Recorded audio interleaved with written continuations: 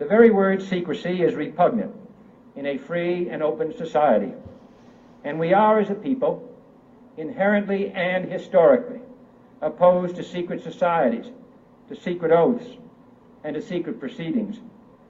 We decided long ago that the dangers of excessive and unwarranted concealment of pertinent facts far outweighed the dangers which are cited to justify it. Even today, there is little value in opposing the threat of a closed society by imitating its arbitrary restrictions. Even today, there is little value in ensuring the survival of our nation if our traditions do not survive with it. And there is very grave danger that an announced need for increased security will be seized upon by those anxious to expand its meaning to the very limits of official censorship and concealment. That I do not intend to permit to the extent that it's in my control. And no official of my administration, whether his rank is high or low, civilian or military, should interpret my words here tonight as an excuse to censor the news, to stifle dissent, to cover up our mistakes, or to withhold from the press and the public the facts they deserve to know. For we are opposed around the world by a monolithic and ruthless conspiracy that relies primarily on covert means for expanding its sphere of influence, on infiltration instead of invasion, on subversion instead of elections, on intimidation instead of free choice, on guerrillas by night instead of armies by day. It is a system which has conscripted vast human and material resources into the building of a tightly knit, highly efficient machine that combines military, diplomatic, intelligence, economic, scientific, and political operations. Its preparations are concealed, not published. Its mistakes are buried, not headlined. Its dissenters are silenced, not praised. No expenditure is questioned, no rumor is printed, no secret is revealed.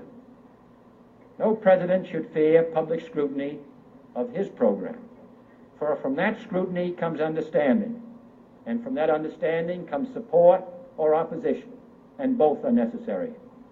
I am not asking your newspapers to support an administration, but I am asking your help in the tremendous task of informing and alerting the American people.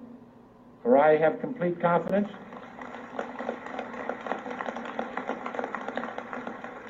in the response and dedication of our citizens whenever they are fully informed. I not only could not stifle controversy among your readers, I welcome it.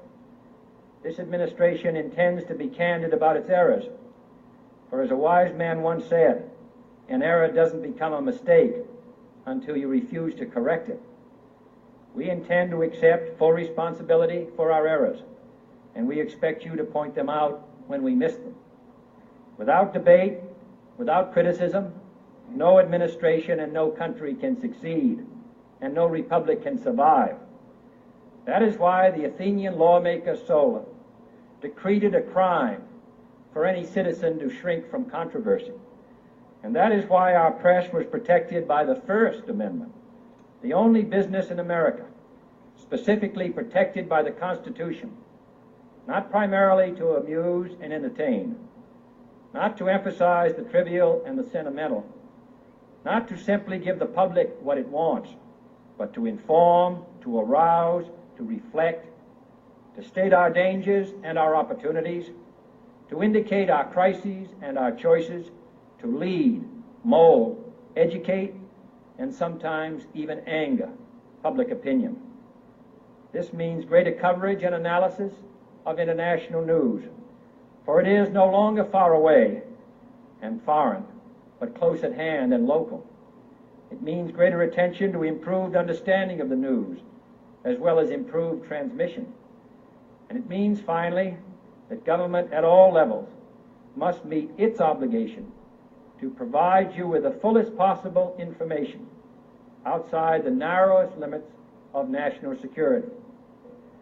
And so it is to the printing press, to the recorder of man's deeds, the keeper of his conscience, the courier of his news, that we look for strength and assistance, confident that with your help, man will be what he was born to be, free and independent.